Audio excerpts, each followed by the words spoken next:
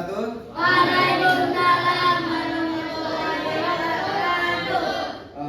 Kita mahasiswa BSI Kaliabang ingin meminta waktunya sebentar karena kami ingin mempresentasikan judul tentang pentingnya pendidikan agama Islam. Nah, sebelumnya kita kenalan dulu ya.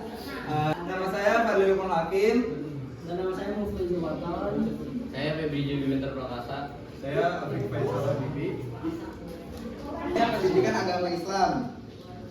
Nah, kenapa pendidikan agama Islam itu penting? Ada yang tahu nggak kenapa pendidikan agama Islam itu penting? Apa? Nanti kita bahas bareng-bareng. Nanti kita bahas bareng-bareng. Terus? Iya. Oh iya. Kasih tepuk tangan dulu dong buat siapa namanya? Iya. Itu dia pentingnya pendidikan agama Islam itu biar meningkat akhlak dan moral generasi muda, terus juga menjadi pedoman hidup dalam berbagai aspek kehidupan, menjaga nilai-nilai kemanusiaan dan keadilan, dan menjawab tantangan zaman secara Islami. Nah, penjelasannya bisa dibawa oleh Kang Mufti. Oke, di era modern ini pendidikan agama Islam itu sangat penting ya. Kenapa? Karena banyak banget kita sebagai orang Islam ya, tentunya banyak banget kayak ancaman-ancaman dari luar, banyak banget kayak masuk nih, lumayan masuk ke logika untuk kita nih goyang gitu imannya. Banyak banget yang bikin kita imannya itu goyang, makanya penting banget peran agama Islam dalam pendidikan di sekolah ya.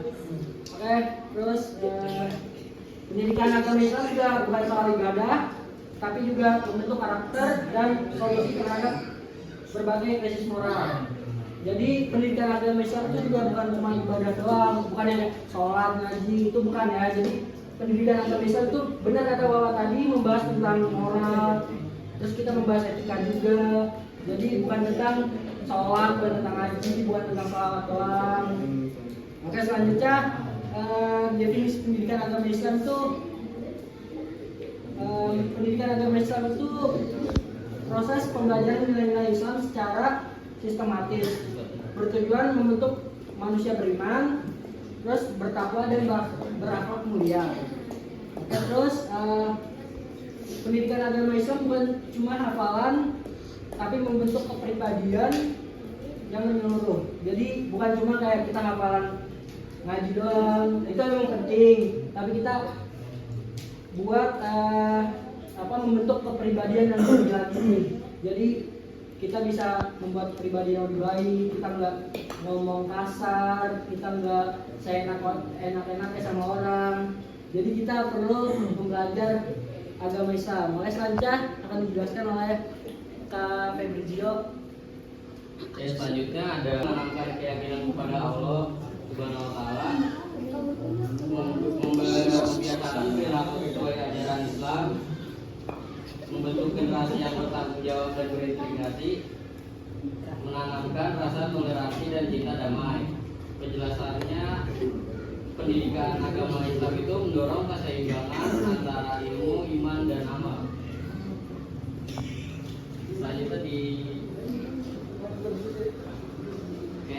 Selanjutnya ada peran pendidikan agama dalam kehidupan.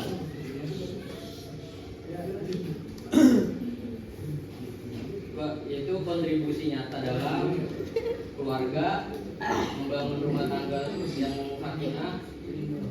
Di sekolah menjadi dasar etika dalam belajar. Dalam masyarakat ada menciptakan lingkungan yang harmonis, dan di negara yaitu membentuk warga negara yang jujur. Selanjutnya ada tantangan pendidikan agama Islam. Yaitu beberapa tantangan saat ini pengaruh negatif media sosial dan krisis kesadaran tokoh agama.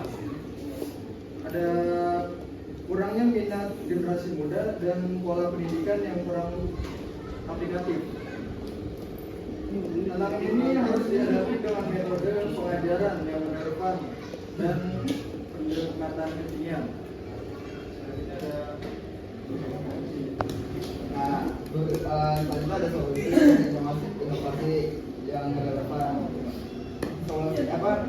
Pertama itu bisa menggunakan pendekatan digital kayak media sosial dan sebagainya. Siapa di sini yang main TikTok? Siapa yang main Instagram gitu buat publicity? Nah, itu juga apa? Buat jadi grup FF juga bisa. Itu juga bisa buat mengenalkan pendidikan agama Islam. Terus kedua, menyisipkan nilai agama dalam pelajaran umum. Ketiga, pelatihan guru agama secara berkala. Ini ada yang ini pada sekolah semua kan? Ya, nah ada guru agama kan? Ya. Ada kan? Terus mengedepankan keteladanan dan praktik nyata. Kenapa ada yang enggak? Kalian mau nanya guys, Kak, agama Islam itu penting gak sih Kak sebenarnya? Ya, setelah dari semua dijelasin. Pak Wiwi, kita sesi tanya jawab sekarang. Patok. Ada yang Mau nanya Kak? Ada.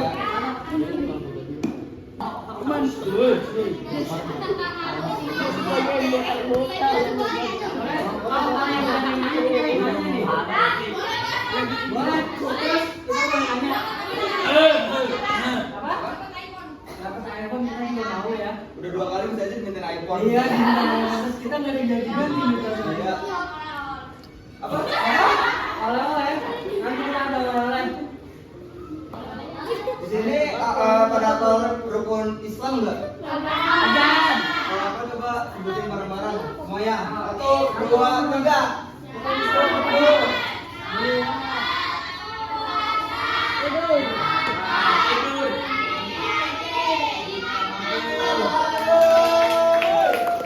Rukun iman ada apa? Ada berapa tuh rukun iman? Apa aja? Yang pertama,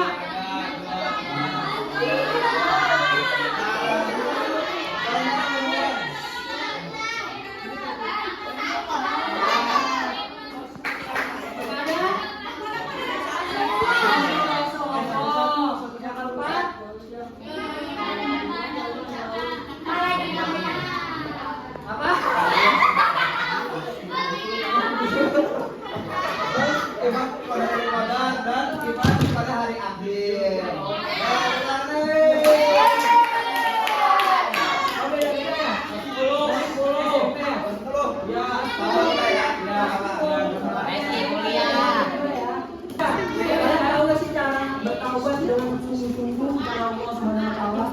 Dia dengan cara sholat benar, zikir, ini betul, zikir bisa. Terus ada waktu bisa. Terus jika kalian sholat tahajud, itu doa kalian bisa didengar, kalian minta maaf bisa didengar sama Allah langsung, malaikat langsung turun pada malam itu. Jadi kalau kalian bisa bangun untuk sholat tahajud itu bagus banget, bisa membuka pintu rezeki yang pertama. Terus yang kedua, dosa-dosa kalian bisa diampuni.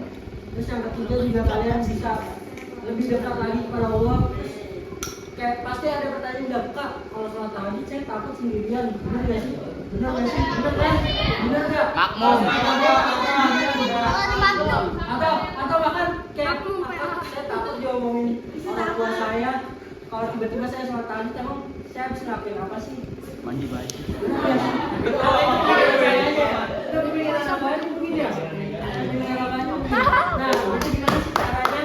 Pertama kalian tenang aja, kalian nyalain lampu saat tahajud, nggak perlu kalian kayak mati lampu itu, sebelumnya nggak begini, atau mungkin kayak kalian ajak orang tua kalian ajak ibu bapak kalian untuk sholat tahajud, kalian ajak aja bareng-bareng. Kumar ya dari orang itu ya.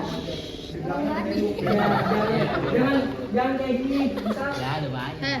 apa sih ibadah di sana, kalian jangan di sini, kalian takut banget dari bapak salam langsung gitu kan. Kalau misalnya ibadah di sana, nah kalian sholatnya berarti di ujung tembok situ. Ya, pokoknya yang belakang mana? Enggak, di samping nggak mungkin tiba-tiba pas salam begini nggak mungkin. Kalian kalau sholat kali kalian dijagain, nggak mungkin tiba-tiba di samping kalian di belakang kalian aja gitu.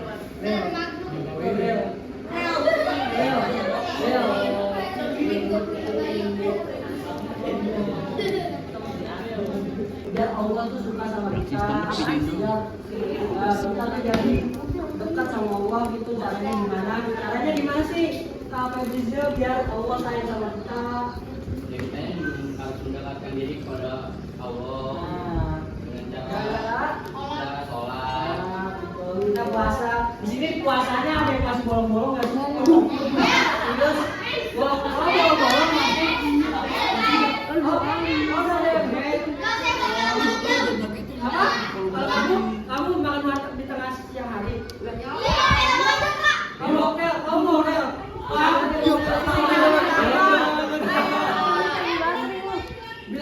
Bilangin mana nanti.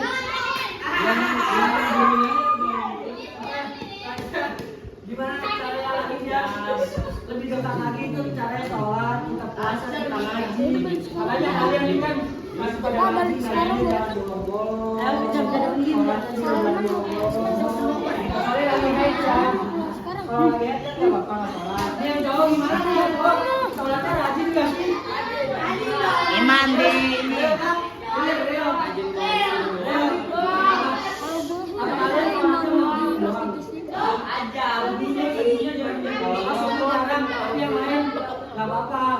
Sekalian lama-lama tuh kita belajar. Kita emang dari kecil susah buat bangun subuh, tapi kan lama-lama kita belajar bisa. Oke, selanjutnya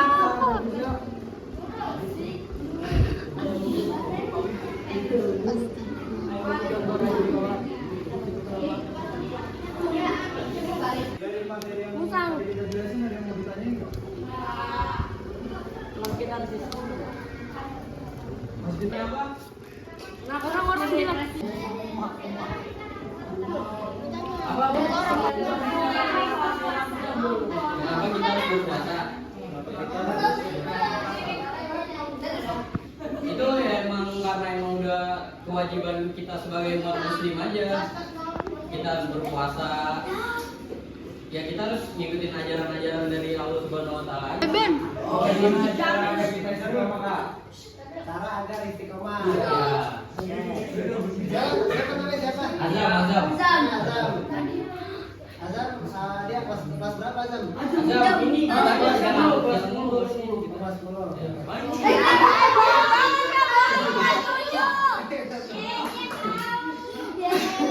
Dengerin ya.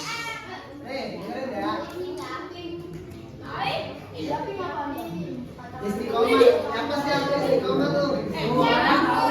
Artinya atau enggak? Istiqomah. Istiqomah itu kalau bahasa Indonesia itu ibarat konsisten. Nah kalau di arti itu dalam menjalankan kebaikan. Pertama ada beberapa gimana cara agar kita bisa istiqomah.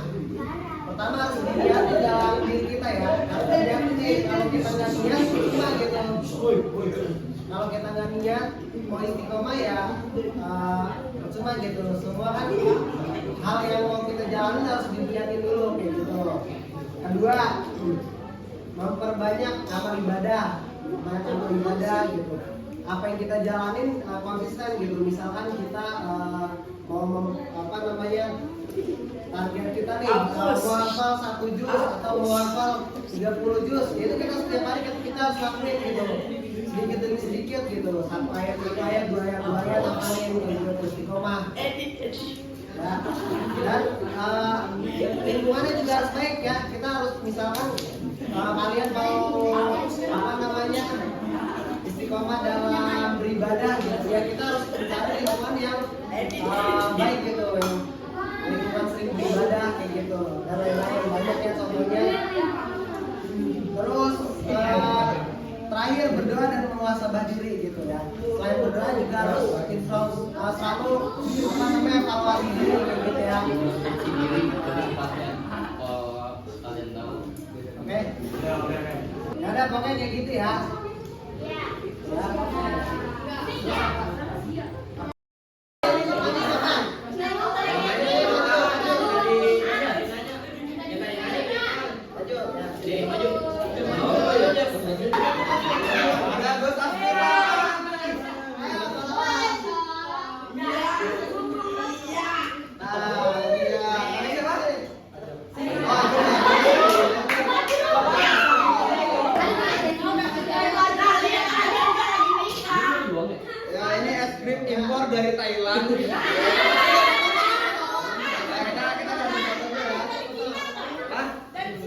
jangan bicara nggak sengaja. Maaf ya.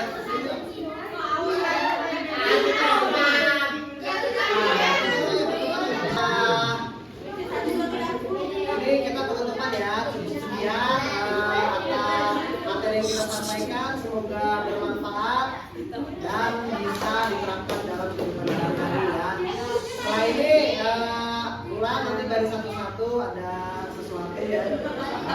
Ada sesuatu